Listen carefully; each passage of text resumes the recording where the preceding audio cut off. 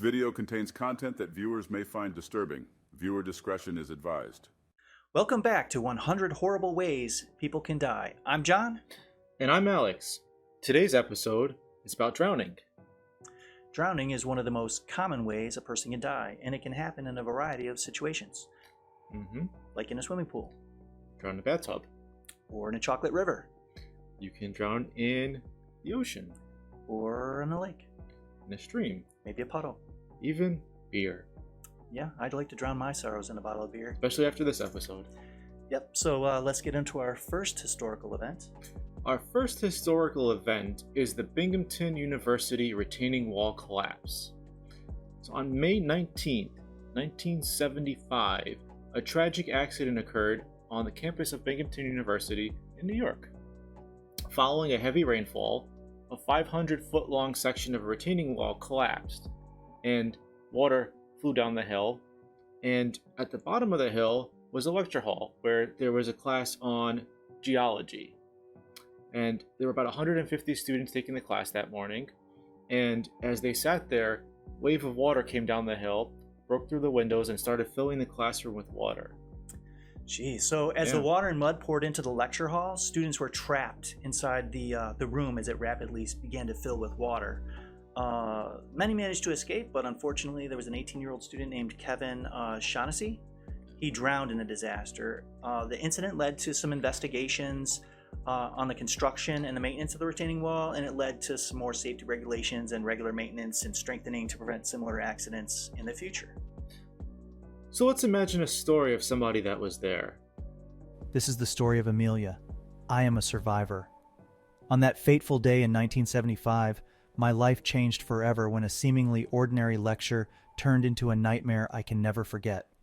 I was 19 at the time, a bright-eyed freshman at Binghamton University in New York, eager to learn and explore the world. The day began like any other, with the sun shining brightly as I made my way to the geology lecture. I remember the room was packed, filled with students eagerly scribbling notes, as our professor's voice echoed throughout the hall. Little did we know that the ground beneath our feet was about to betray us.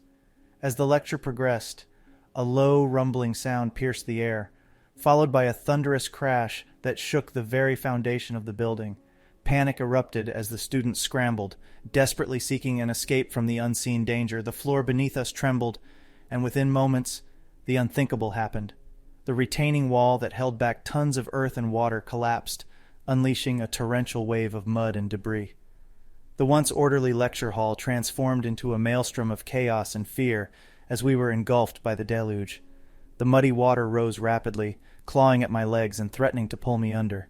My heart raced, pounding in my chest, as I tried to make sense of the surreal nightmare unfolding before my eyes. With every breath, I choked on the thick, suffocating sludge, feeling it invade my lungs and rob me of the air I so desperately craved. My limbs grew weak, and I felt helpless, unable to fight the relentless force that sought to claim my life. Memories of my family and friends flashed before my eyes, each image a cruel reminder of all that I stood to lose. In my darkest hour, I found myself silently praying, pleading with any higher power that might listen to spare me from this terrifying fate. As the water continued to rise, I began to lose hope, feeling the cold embrace of death closing in around me. But in that moment, when all seemed lost, a hand reached out to me, pulling me from the clutches of despair. It was my classmate Jacob, whose strength and determination saved me from a watery grave. Together we struggled to stay afloat as the water and mud continued to pour into the hall. Finally, the torrent began to recede, leaving behind a scene of devastation and heartache. We emerged from the wreckage, battered and bruised, but alive. The nightmare was over, but the memories of that day would haunt us forever. In the aftermath of the Binghamton University retaining wall collapse, we were left to pick up the pieces of our shattered lives, forever bound by the shared trauma and the unbreakable bond forged in our fight for survival. The world was no longer the same, but we carried on, our spirits tempered by the knowledge that even in the darkest moments, hope can still prevail. The likelihood of an event such as this happening is quite low. Most building safety codes and regulations are designed to prevent these types of events, but there's always, unfortunately, tragic accidents. Yeah, building codes and regulations have definitely improved since the 1970s when this happened. And considering the rate of global drowning is, I think, 1.1 per 100,000, I think it's pretty rare. Yeah. I mean, as people build more, it'll probably happen though. Infrastructure gets old, things fall apart. That's true. That's true. So, it's still low, but here's some safety tips for how to avoid drowning in an incident like this. So, well, you can start by being aware of your surroundings. Know where your exits are, know if an area, for example, is prone to flooding, and where you're located relative towards a body of water. And then, obviously, watch the weather report. If there's a flash flood warning and you're in an area that's prone to flooding, you probably want to leave. true. Follow safety guidelines. Know where all of your exits are. That's what I said. Exactly. And then, just whether it's a work environment or a public space or at your home, just be aware of your surroundings, just like you said. Yeah, and it might help, it might not, but try to learn how to swim if you don't know how to. Swimming is good. Learn how to swim. It's good exercise. Take a lifeguard course. We need more lifeguards. I hear there's a shortage. There's always a shortage of lifeguards.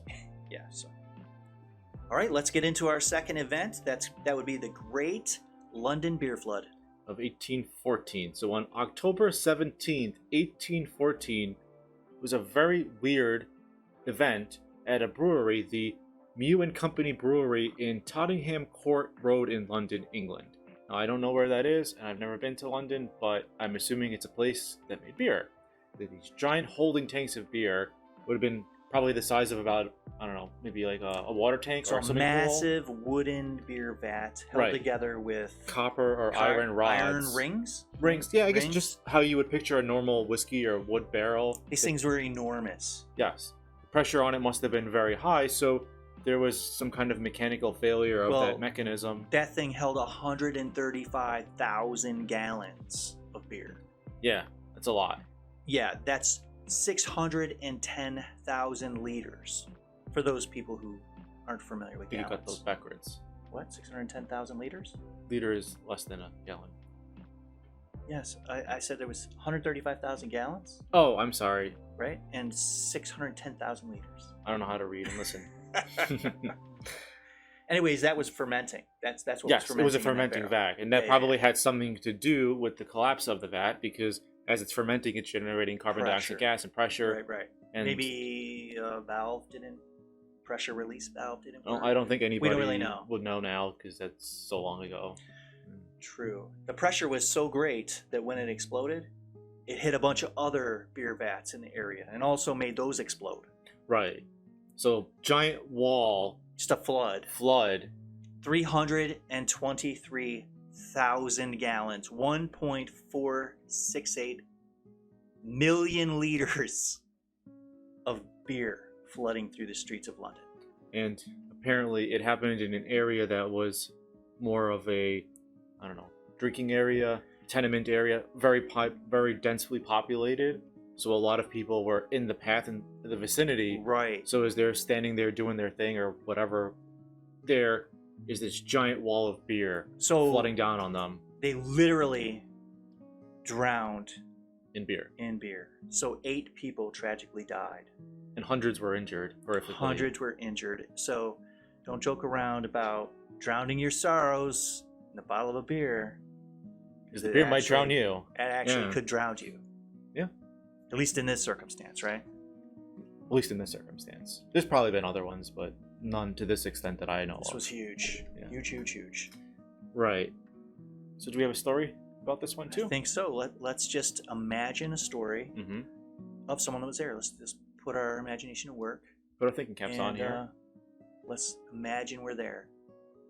On a crisp October evening in 1814, nestled amidst the bustling streets of London, tragedy struck in a most unexpected way. It was a time of innovation and progress, yet nobody could have foreseen the calamity that would unfold on Tottenham Court Road. My name is Thomas, and I was there caught in the deluge of the Great London Beer Flood. I was a young man of 25, recently wed to my dear wife Elizabeth.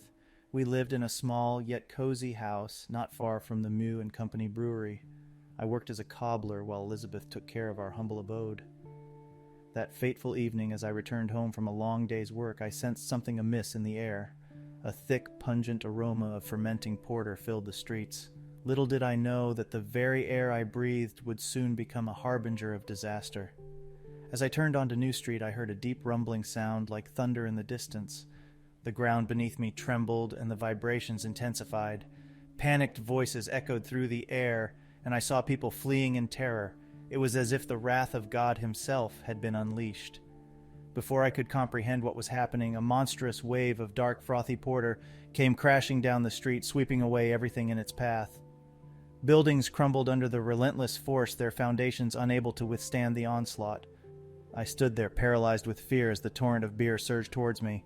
In an instant, I was swallowed whole by the relentless deluge. The familiar world around me vanished, without a trace, replaced by a suffocating, inky darkness that pressed in from all sides. Panic surged through me like an electric current, seizing control of my racing heart and pounding against my chest, demanding escape. As I fought against the merciless current, I gasped for air, desperately trying to draw breath, only to be met with the heavy, suffocating liquid that filled my lungs. Disbelief and confusion clouded my mind as I struggled to make sense of the surreal nightmare that had become my reality. An overwhelming sense of helplessness washed over me as my limbs grew weak and my strength abandoned me. Memories of my dear wife Elizabeth and the life we had built together flashed before my eyes, each one a fleeting reminder of all that I stood to lose. In my desperation, I found myself silently praying, bargaining with whatever higher power might be listening for a chance at survival. But, as the icy grip of death began to tighten around me, I felt a growing sense of resignation. This was it, the end was upon me, and there was nothing left to do but accept my fate. In that harrowing moment, suspended between life and death, time seemed to stand still. The terror was palpable, an oppressive force that threatened to crush me entirely. It was an experience beyond words, the kind of fear that lingers long after the danger has passed forever, etched into the soul. Just as I was about to succumb to my fate, a powerful hand grasped my arm, pulling me up from the depths of despair. I emerged from the beer-soaked abyss, coughing and gasping for breath. It was James, a burly blacksmith who worked nearby. His strength had saved me from a watery grave. We clung to each other, trying to stay afloat amidst the chaos. The flood raged around us, consuming everything it touched. We watched in horror as our friends and neighbors were swallowed by the churning sea of beer. After what seemed like an eternity, the torrent began to recede, leaving a trail of destruction in its wake.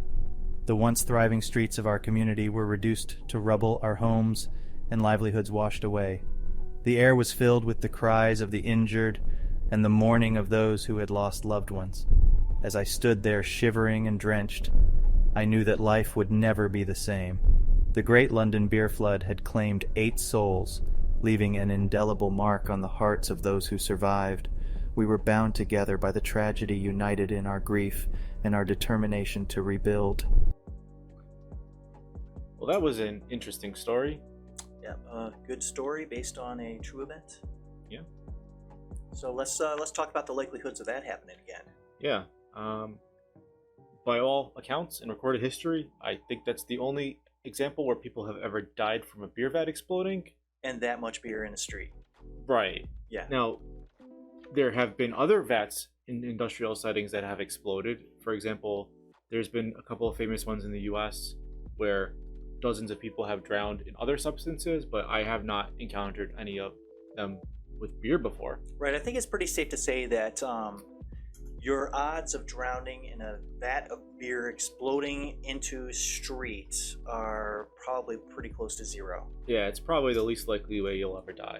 Yeah, it's pretty low. If you're gonna die of beer, it's more likely gonna be from alcohol poisoning or liver failure because you became an alcoholic. So don't drink too much beer, or drinking and driving or drowning.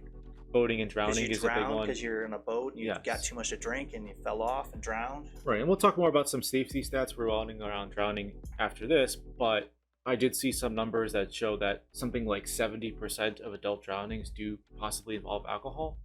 There you go. So probably not going to die of a beer vat explosion, but you could still die of some kind of beer incident. Yeah. So, all right. So let's talk about how we can be safe against something like this.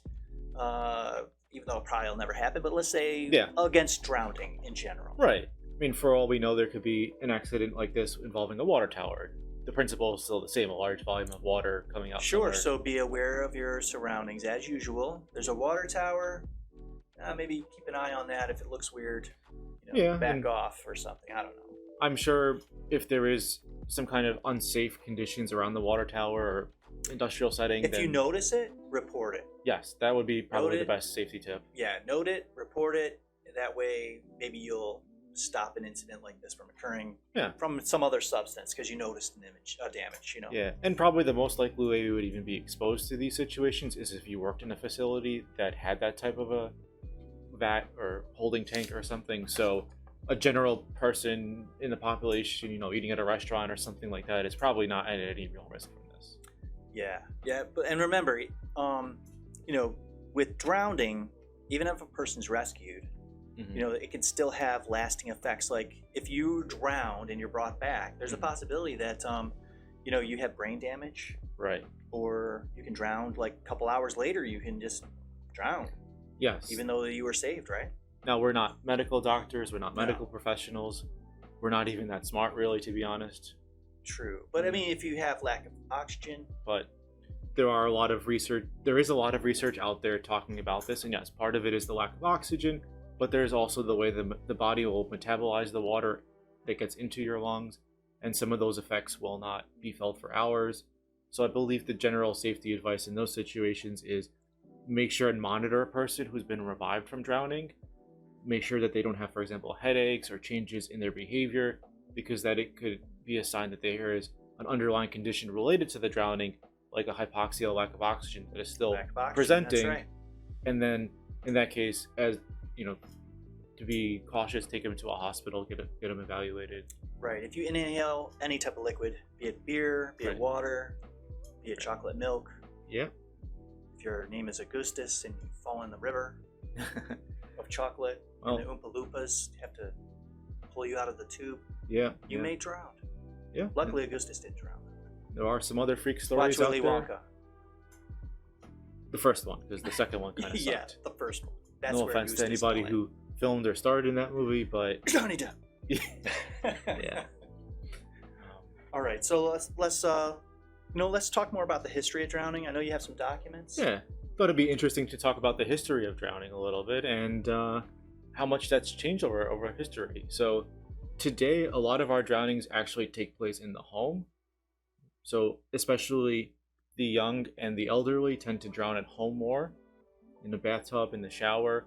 And there's some things children too, right? I think children die in bathtubs unattended all the time. Yes. That's very important to watch your children while they're taking a bath, because I think that's probably one of the most common occurrences of bathtub drownings is children that were left unattended. Yes. So especially for infants under the age of 1, the leading place of drowning is in the bathtub. Right. For children ages 1 to 4, while they still do drown in the bathtub and shower, it actually becomes a swimming pool. That's the most likely place to drown. If your phone rings and you're not going to pay attention to your kids, hey, take them out of the pool, take them out of the tub. It's an inconvenience, but it's better they're alive than, you made a mistake and now you go back and a tragedy occurred, And I think a lot of those drownings are also related to, for example, a child gets out of the house and nobody's watching the pool. They slip and they fall in there and they may not know how to swim. Right. I think nobody might find them for a while, and there's hundreds of horror stories. I think they now have like a rule where if you have a swimming pool, an in-ground swimming pool, you have to have a fence around it. Yes, I think the regulations are different for every state or county or municipality. It's a good idea either way. Have a fence around it to stop your kids from wandering in there. In any case, you should probably put a fence there, not even just for your kids, for animals. You don't want to just walk in one day and find your cat or dog is drowned in there. True. Or some random animal, like deer or something. And also, so that way your neighbors don't. If you're in Florida, there could be a alligator in there. Is it alligators or crocodiles? To be honest, I don't really know the difference. Crocodiles are in Australia, maybe? I don't know. I think crocodiles are more saltwater. Saltwater? Yeah, maybe it is. Maybe it is crocodiles. I don't really know. Well, I'm sure at some point an episode will be about crocodiles or alligator deaths. Maybe. Probably. Let us know what you think. We should do that or not. Yeah, let us know if you'd like that. Or if you wouldn't. Because that's less work. It is less work if we don't have to do it, right? Right. All right. What else you got? Some more stats here? Yeah, what do you got? Okay. I thought this was an interesting one. Nearly 80% of drowning victims in the United States are male. Really? You know So, what? That's 4 out of probably because 5. men were trying to show off or something, right? They I'm cliff pretty dive sure it's or because of that. jump off a roof into a pool, Right. Men are more aggressive. Men are more likely to drink go more, in the water. so they, get drunk and drown. Yeah. You know. Now, I know those- I'm not going to throw any names out here, but I know at least 1 or 2 people who don't like to go swimming because they don't want to get their hair wet. Oh yeah, that's So true too. Yeah. They're at less risk of drowning just because they don't go to. They don't like to get their hair wet. They don't go out that deep. And if they do go in the water, they don't put their head in the water. They're not going to go out deep. Gotcha. And I also think that there's less women that would be around a beer vat in case that explodes. Maybe. I don't know the Yeah. statistics on men and women drinking beer, but you're probably right. I think in my experience, most women would rather drink wine. So maybe Yeah. at a winery. The Remember wine there's that vats are old smaller. Lucille Ball show where she's stomping the grapes. In the, Oh yeah. I mean, she could have drowned in a barrel of wine, I'm right? sure there's been some cases like that, and if that's something that our viewer, depending on who's watching this We have episode, two, I we think. have 2 now. Wow, great, good job. Maybe if that's something our viewers would be interested in, we could do an episode about drowning in a vat of wine, Maybe. if there is such an example. I don't Who know. knows? I have to look it up. What else you got? So for children between the ages of 5 and 14, there's more of a balance between drowning in a natural environment, so let's say a freshwater body, saltwater body, Okay. versus a swimming pool. And then once you get over the age of 14, you're much more likely to drown in a natural body of water. Okay, yeah, because they're sneaking off and going swimming in the river or Right. whatever.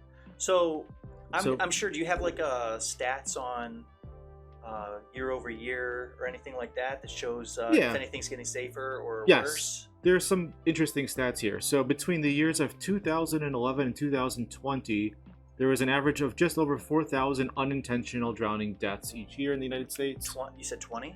Between 2011 and 2020, I didn't see any data. 11 deaths. Okay. That's 11 deaths per day. Oh, per day. Yes. So 4,000 divided by 360. Gotcha. So in the U.S., approximately 1 person drowns every 120 minutes. Every 2 hours. Every 2 One- hours. one A little bit person. less. Okay. Those are unintentional drownings. There's also homicides, which we're not really going to cover homicides on this Right. show. There's a lot of other shows that do, and I don't really find those as interesting personally. Yeah. So, overall, out of all those deaths, about 51% of those occur in natural water. So that Puddle anything from a Pond. puddle up to the to ocean. the ocean. Right?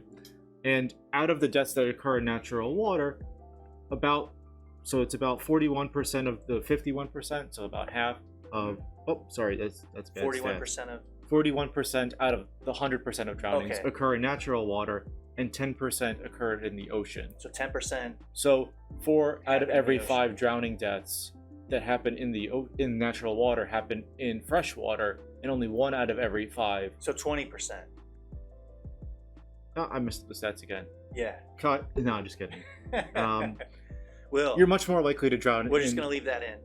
Just leave it in. It's funny. You're much more likely to drown. This is what happens when you don't practice before the show. Yeah. You're much more likely to drown in fresh water versus salt water. Okay. Now, if you normalize and take the number of time or the encounters people spend in freshwater swimming versus in saltwater swimming, I have not seen any data on that. So but just off like pure just nonsense, why Yeah. do you think, it doesn't have to be any type of real, Uh-huh. like just your opinion, why Right. do you think more people would drown in freshwater than in saltwater? So there's a couple of reasons that are actually in the research, and there's a couple of reasons I think we could speculate on. Okay. So first of all, I think you're more likely to horse around in freshwater because I think people perceive the ocean to be more dangerous. Okay. Right? Sure. I mean, I think my natural thought was, hey, there'd be a lot of people drowning in the ocean because it's dangerous. There's currents, there's tides. My thoughts would be more people have access to fresh water because there's swimming pools Right. in everybody, every other person's backyard Well, fresh or whatever. water is not really a swimming pool. I'm thinking. You don't think that's fresh water? No, like in the stats, they separate those out. Fresh Oh, they water do? would be a lake, a stream, a river, a pond, a gully. Yeah, I don't so know, something let's like see. that. Even then, you think more people would have access to fresh water than They you know, do. the So if lakes you're in and the rivers Kansas, and the there's not an streams, ocean there. right. So yeah. anything. Ponds are actually extremely dangerous from what I've There's seen. a lot of man-made ponds. A lot of too. man-made ponds, and a Yeah. lot of them have drainage culverts and other things in them that people don't really think about when they go swimming. So they'll jump in somewhere and let's say it's a pond and there's a drainage culvert somewhere, or Right, and they there's get a suction and a yeah. whirlpool, that is very dangerous. Yeah, very dangerous. And that's how yeah. a lot of people drown. Yeah, So- I can imagine. There's a lot of like runoffs and things like that where Yes. they fill up, and then people think, "Oh, I'll just jump in there," but there's Right. drains at the bottom and Right. they pull you down. Right, Yeah. and that force can be powerful. yeah. And I think one other thing that I saw in the literature was that oceans tend to be more marked. So people go swimming at a beach that's marked and well known, there's sand, whatever. But there also tend to be a lot of lifeguards on duty. Right, and there's a lifeguard shortage, so learn how Yes. to be a lifeguard. If you want to make a difference in people's lives, be a lifeguard. Yeah, You can save there you somebody's go. life. All right, so there you have it. Everything you might want to know about drowning. Not everything, but at least Everything you part might, of it. might want to know. Everything we might want to tell you in this amount of time we have for you today. Yep. So let's see. Let's see where we're at here. Okay, so gotta let you guys know one of the stories today, one of the historical events that we told today, is completely baloney. It's totally made up. It's That's, well, bullshit. That's right. So without looking it up online, leave us a message on Mhm. which one you think was complete baloney, horse malarkey, and we'll let you know on our next episode which one it was. So that's all we have time for today. So yes. next time we'll explore another tragic incident in history. And as always, stay safe out there. Stay safe out there.